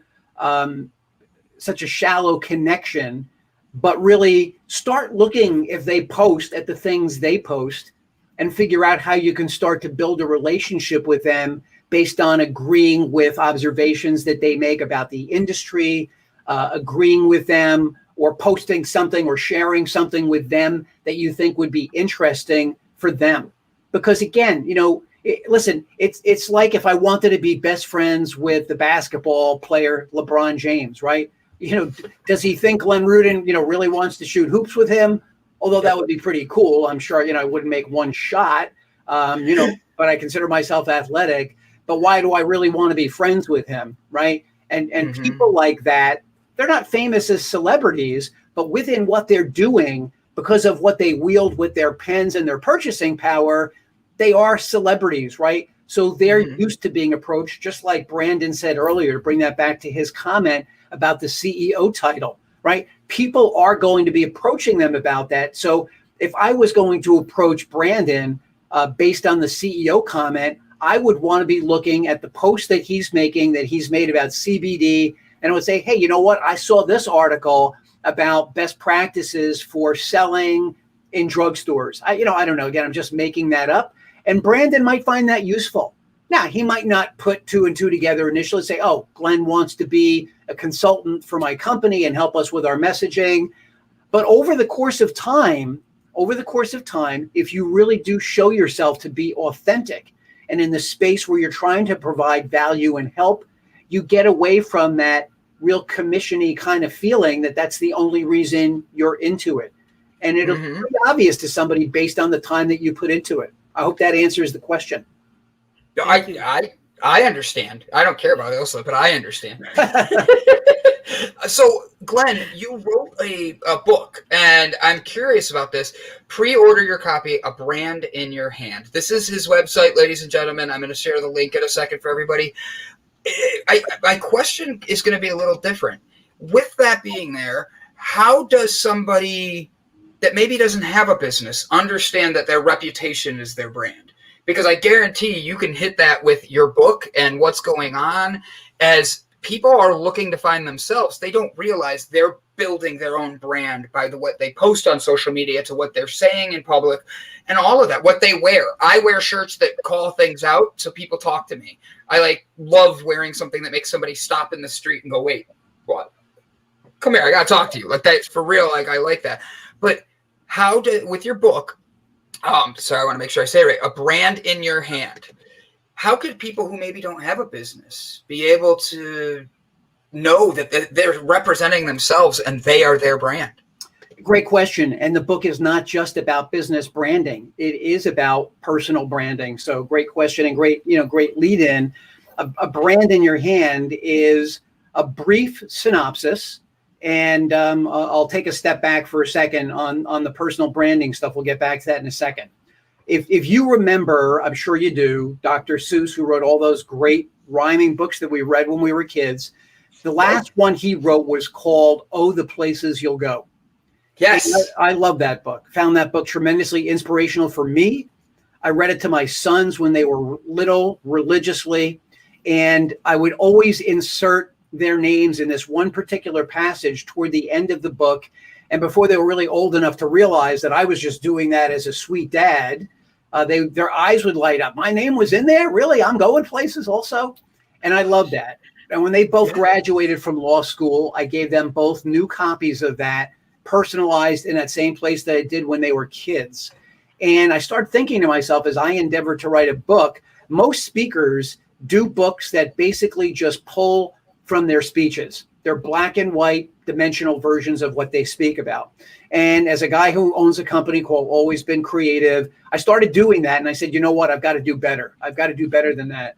And so I endeavored to write this book. And I decided that this book was going to be about, these are, just, an early copy of that, if you can see that. What I decided to do was write a book that would be easy to absorb and would pick up on, oh, the places you'll go, because yes, Dr. Seuss got us to this place we'll go, but now we're all sitting here, we're wondering, we're here, Doc, now what? And he never wrote another book past that. So my book, A Brand in Your Hand, picks up at that spot and says, look, we all are this thing called a brand. We either have it as a product, you have with your CBD product, or potentially we have it in ourselves. We are all brands. And the brand of you is what people think of you after they've had an interaction with you and they now go someplace else. And someone says, Brandon Croucher, what do you think? Ilsa Patirs, what do you think? when you no longer are in the room or visible? What are the things that come to my mind? What are the adjectives that I would use to describe you? And so personal branding is tremendously important because as you both know from doing the show that you have, before you even get to say hello, we have already, as human beings, sized you up, looked you up and down, and said, we're willing to go on the journey for a few seconds here, based on what you're wearing, based on how you look, before you even say hello, depending on what that is, what that message is, we may be willing to go on a short journey with you. And now you start your elevator pitch, and it's either, again, if we're willing to start the journey based on how you initially looked, and the elevator pitch goes well, now we're walking down the road with you, we're getting into it. But if that personal branding, if that appearance is off, now you're starting to create dissonance for us. And now we're not sure, because if you're dressed this way, but you're speaking that way, now we don't really know what to think. And people don't understand that even on these Zoom calls, the kinds of calls we're on today, on StreamYard, people are immediately making evaluations. They either like the look, they like the energy, they like the feel, they like the eye contact, all of that stuff. As human beings, our supercomputer brains process this stuff in 4 or 5 seconds.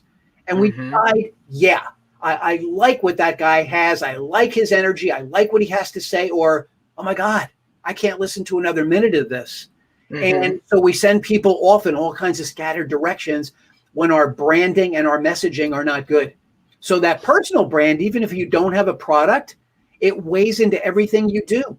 If you go to a bar and you're in a social situation when we're all done with COVID, if you go to your college or high school reunion when we're all done with COVID, whatever your social graces happen to be right now, depending on how you show up, you've got a new opportunity in those first 5 or 6 seconds to make a great impression or to scare everybody off before you even say hello. Now, if you've got the first part of it right, now when you start saying hello, that's the second part of it, where people are going to be tuning in and listening to the verbal cues, the body language, et cetera.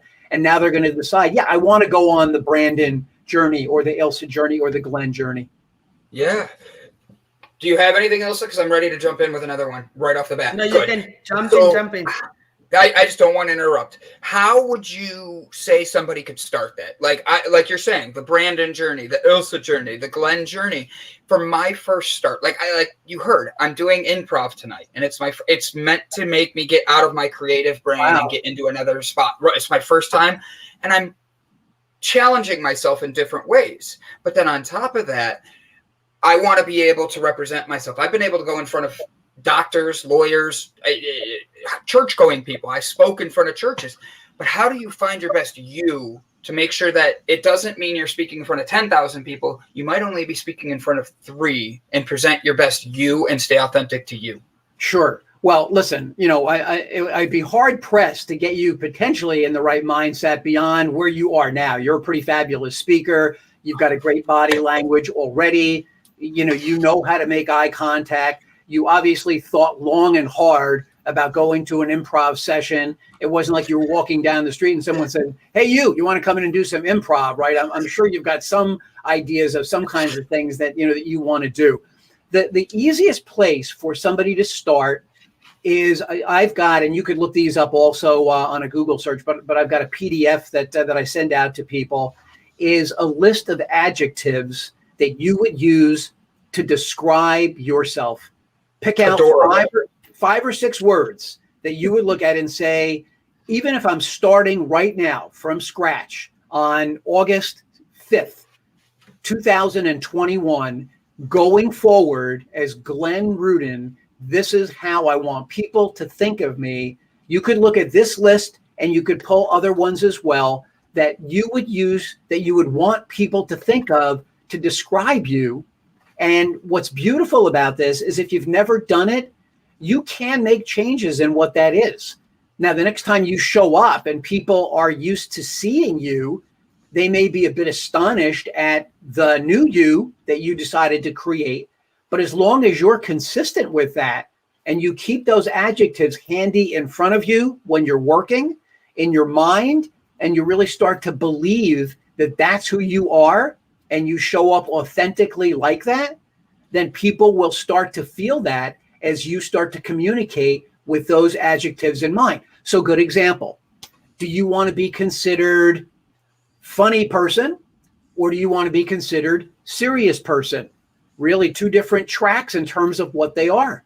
Do you want to be that wisecracking person, or do you want to be that person who's considered and really thinks about what you say before you just blurt it out? The people when we were in high school, for instance, who were quote unquote the class clowns, right?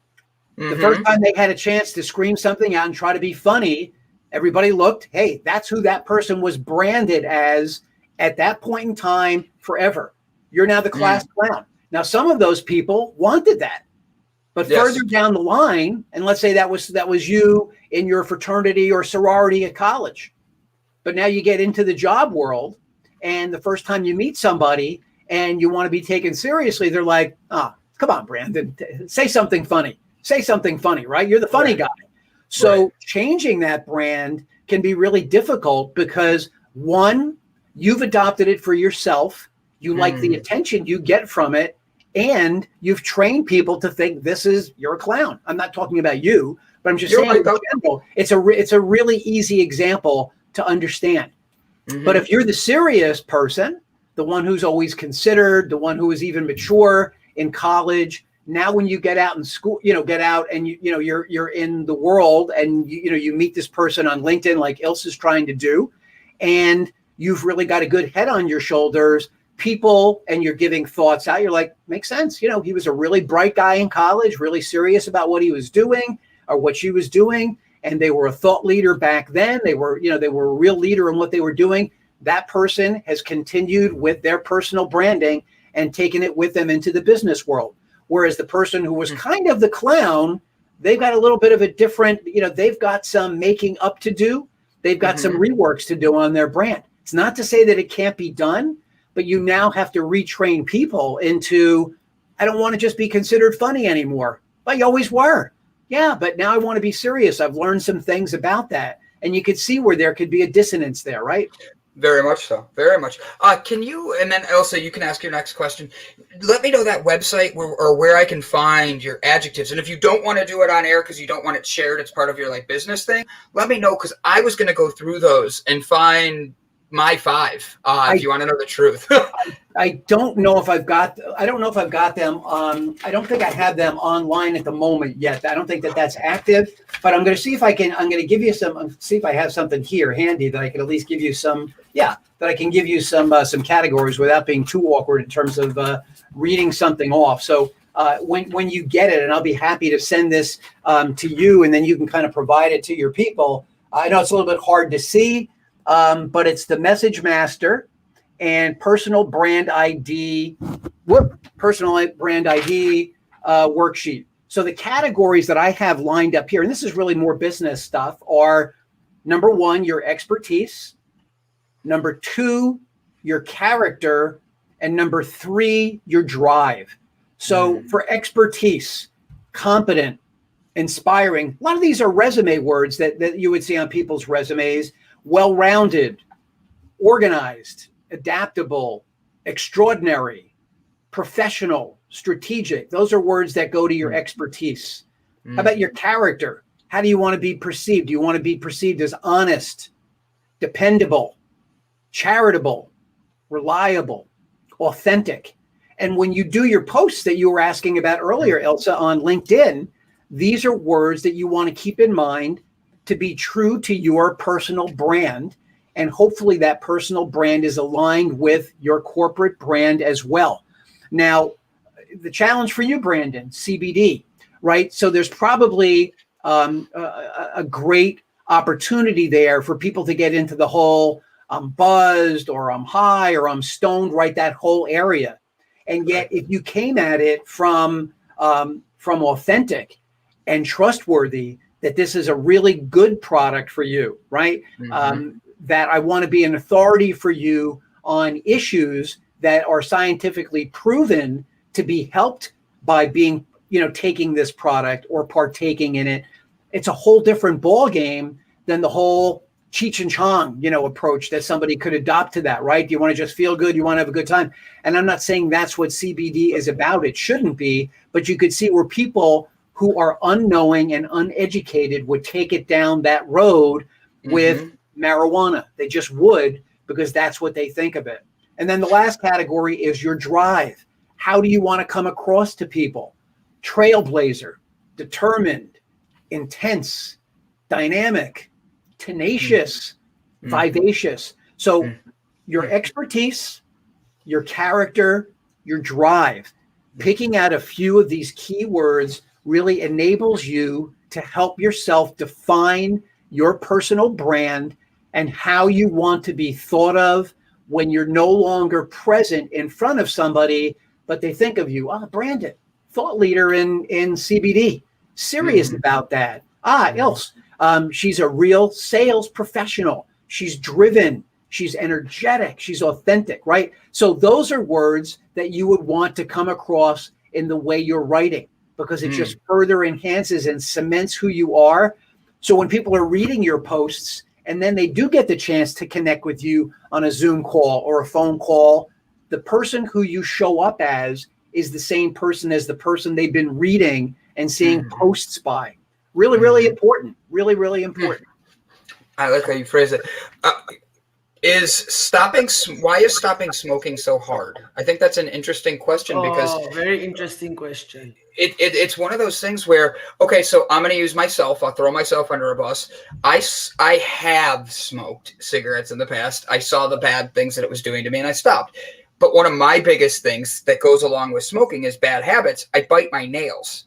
And I've been told by many men, and this is what's fascinating to me, paint your nails.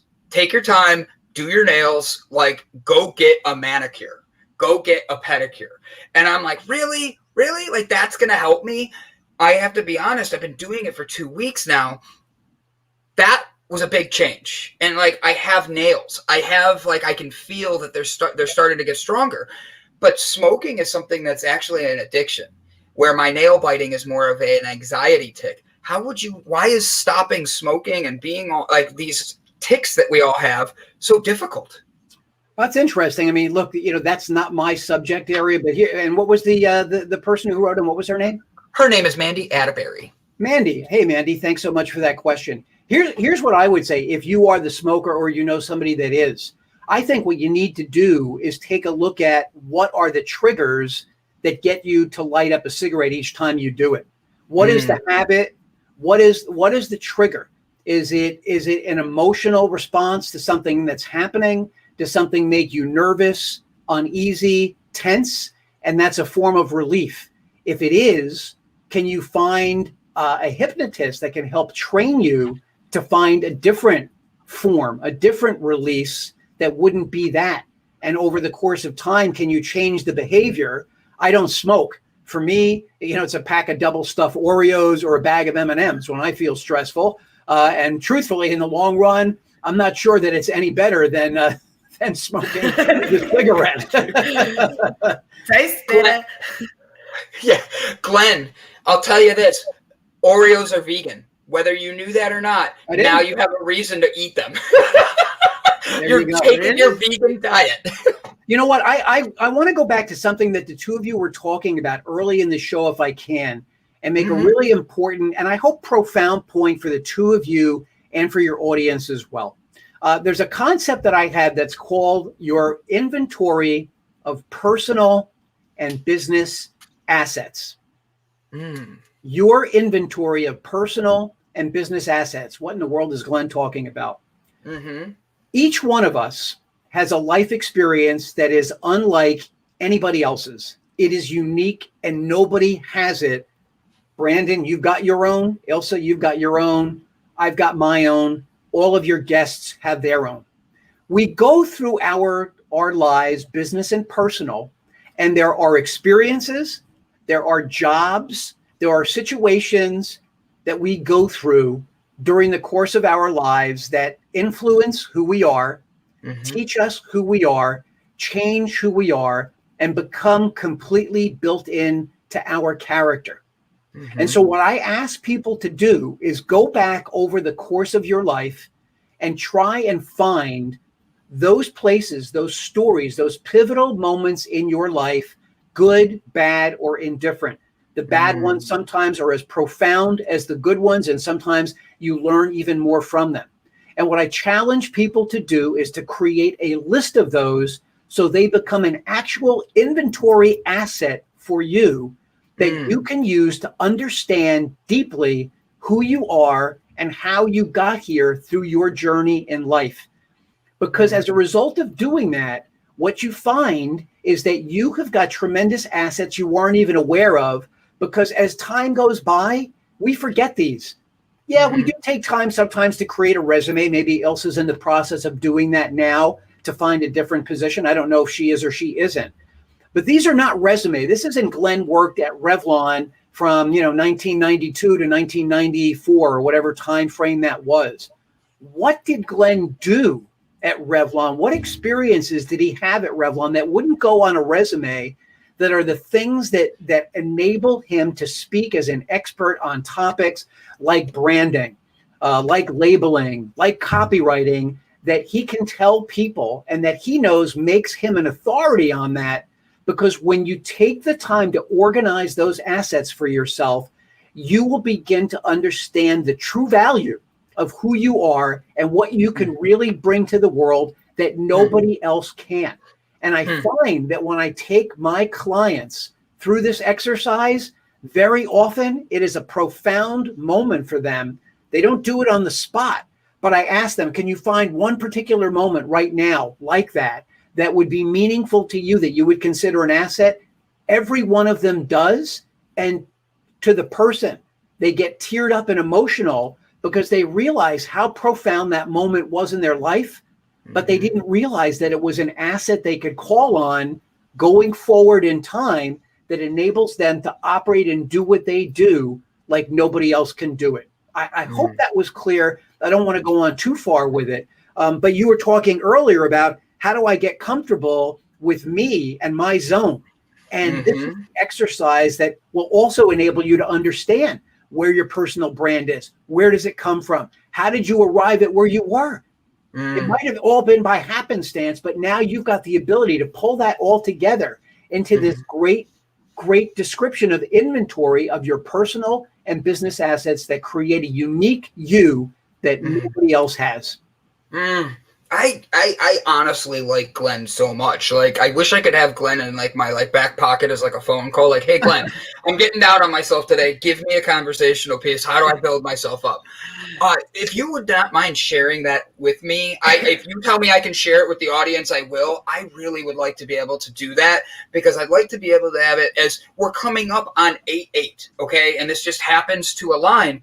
If you're going to manifest your best self, find what those are. And then change the words in your vocabulary to be the ones that you pick. And Glenn, with leading a clubhouse discussion tomorrow, Fernando will make sure we connect you with it, because he knows he's my clubhouse guy. He's like, Brandon, go. I'm the guy that you put up front and hide behind the scenes.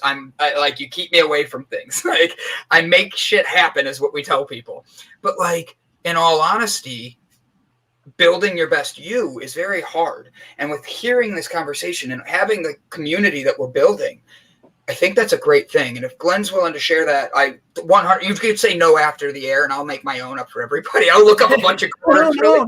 That's it. Listen, quite frankly, it's going to end up being one of the lead-ins for people who really want to get the book. Sign up, get this, and you'll be on the waiting list for the book as soon as it's ready to go. But in the meantime, this is one of the assets that you can own for yourself and really start working on that. So it's not a problem. It's just not set up for someone to download it this second, but certainly you can share that. And I will make sure that for any of the people that are listening to us now, we'll figure out how to get it out to them. That's my promise to you and to Else. No problem. Thank you. Thank you very much. So with that being said, when is your book supposed to come out? I'm just finishing up a couple of minor rewrites and things. I'm going to say my goal is for September 1. So work on it for the next, 2 or 3 weeks in August. This was like a pre-production. I ran about 10 or 15 copies. I guess it's washing out in the green screen, unfortunately. If I open up a page there, if if we can see it any better. Let's see if we can get to something colorful. Oh, there we go. So there's a section. There's a section on elevator pitch. Listen, I want to tell you this really quickly because I know we're running out of time. This entire book, like a Seuss book, is written in rhyme. So here's a section on elevator pitch. You've got just 30 seconds to impress us. Your elevator pitch is the next thing to master. If you're unprepared, it can be a disaster. You've got a few seconds to make an impression, to let us know why this is now your obsession. The whole book is written like that. Well done. Makes it really easy to understand. There's workbook pages in here on this personal branding to do that, on your mission statement, on understanding where you come from, what your roots are, and how that all plays into your personal branding as well. It's a really useful book, but it's a really easy book for all of us today with short attention spans. If you really want to dig into branding per se, I am sure there are tomes out there. Thanks, Fernando. I'm going to follow you right back. I'm sure there are tomes out there of 200-300 pages where you can really get into the nitty gritty of the first time a brand was used, in the 20s or 30s, whether it was Aunt Jemima or Ford or Ivory Soap, going all the way back to the 1800s. This is a simple way to get through the basic concepts and really understand how a brand really works. So I'm hoping that people will see that, they'll understand it, and they'll really appreciate the ease of using this to really get into understanding their business, their personal, and it's great for anybody who's just getting out of school or in the world we live in today, anybody who's really pivoting into this new economy with side hustles, new businesses they want to get into. And I like that because I think that's been the biggest benefit of COVID. I say two things. Everybody likes to find the lockdown and complain and all this. Oh, there's negativities. The thing is, we were all in this together, and you saw the people that stayed with you and became your community. And then you found, like, if you're not happy in your job and you don't like certain things, we saw that you can actually break out of that and create your own side hustles. And people are doing that more than ever. And I love hearing people doing that. Now, Glenn, we're coming up to the last part of the show. I want to ask you one more question, and it's an easy one. What are you reading right now? I am reading Think and Grow Rich, which is a tome for people. If you're into manifesting your destiny and you are really trying, it's Napoleon Hill. There's some parts in that book that go way, way back that are a little bit tough to swallow because they're not politically correct. But at the time he wrote the book in the 20s, the principles still apply. If you're not thinking with your end goal in mind, if you don't wake up every day with the end purpose in mind, if you're not chipping away, trying to find that diamond in the rough for yourself, and you're not motivated every day, you say you want to be wealthy, but what are you really doing to get to that wealth? If it's just talk but not action, Think and Grow Rich, I think, is a wonderful book to get into until mine comes out and you can read mine. Have you read his other book, Outwitting the Devil? I haven't read that, but I will say on Clubhouse, one of the rooms that I'm a regular in, that I've got a great audience in, one of the guys brings people in, and he's got the guy who's now the guy who was the president of the Napoleon Hill Foundation, spent about 2 hours in Clubhouse about a month ago, taking everybody through a lot of the different principles, and they still apply today. So it was really, really interesting. Oh, I would be willing to mail you my copy. Like, that's how much I like that book. Wow. Like I recommend it. I ask everybody what they're reading because I believe reading is essential. And I'm someone who grew up hating reading.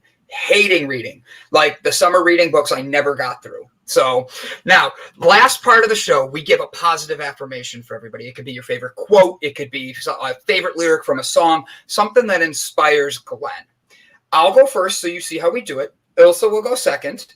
Tempted to make Ilsa go first today just because I've never made her go first. But I'll go first. Ilsa will go second. And then, Glenn, you're going to go, and we give everybody a goodbye, and that's it. You did phenomenal. So thank you, Glenn, for being such an amazing part of our morning and giving us that Java with a shot of delight. So thank you so much. I appreciate that. Guys, so boom. Guys, this is the end of the show today. It is Thursday. We had such a unique episode about so many different areas that you're gonna, if you missed anything, you're gonna want to go back and rewatch it. Do not make today a day that you get locked down in your thoughts. Do not make today a day where you get locked down in your own anxieties. We all started the conversation today about how we're feeling this weird energy coming, but at the end of the day, we are all in this together. We're building a community that's about changing the world and making ourselves better together. Do yourself a favor. Go hit Glenn's stuff. Make sure you check it out. Give it a like, give it a share, give it a comment. But make sure, above all else, you're giving yourself love today, because God, no one else is going to do it but you. Just sit down and love yourself for a few minutes. Just carrying on where Brandon ended. It's been a wild day for energies and self-doubt, and just sending love and light to everybody out there, and just believe in yourself. Today is going to be amazing. We have shifted already and pushed that negative energy out. So good luck for the day, and I leave you with a quote out of my trusty pink book. Believe in yourself. Have faith in your abilities. Without a humble but reasonable confidence in your own powers, you cannot be successful or happy. Very well. Very well. Bye, guys. And Glenn. Well, interestingly enough, every week I do a quote of my quote for the week. Not mine, but I find somebody that I think will be inspiring, and I post that on LinkedIn and all my socials every Monday morning, because I think it's really, really important. So my most recent one was by the author George Eliot, and I happen to love this one. It's never too late to be what you might have been. It is never too late to be what you might have been. So for all the people who think I'm too old, I can't do it anymore, the time has passed me by, I will say to you, it is never too late to be what you might have been. Just believe in yourself. You can do it. Guys, like I said, share this episode. This has been one of my favorites. You saw me gushing over Glenn for a little bit there, like with his book. I learned a lot this episode, and I see that we've connected with so many people today. For real, take that energy and just know that you're rippling out and being able to be your best you, and just keep giving. Guys, I thank you. I appreciate you all being here. Glenn, once again, thank you so much. I'm going to order a pre-copy just so I can get the autograph, because I want the autograph. Like, I'm weird like that. But guys, tune in tomorrow. It's Friday. We want to spend our Friday with you guys and having a great way to go into the weekend. We have Bob coming on tomorrow. Together, we're going to change the world, guys. So thank you for joining us today. Have a good one.